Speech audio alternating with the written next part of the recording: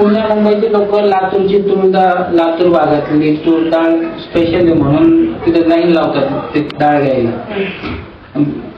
आणि त्याच दुकानात दुसऱ्या देशातून आलेली डाळ पण असते. तुमच्या शेतातली डाळ ज्या लोकांपर्यंत जाते त्यांना तुम्हाला काय सांगायचंय? त्यांना सांगायचं तुम्ही तीच घेऊ नका, ती डाळ बाहेरची घेऊ नका. त्याला जास्त सरकारी फवारणी असते त्या, मग त्याचा आजार वाटतोय, काय तर रोगराई होते.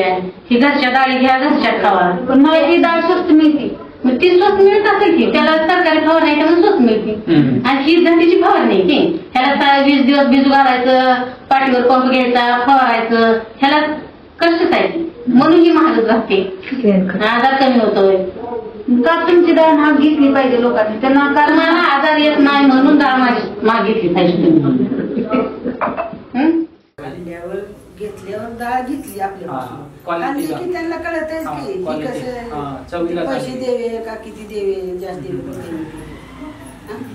ही माहितीच पडते गिरायकाला. रासायनिक फवारणी न करता आम्ही शेणखतावरती ते घेतो पिकं.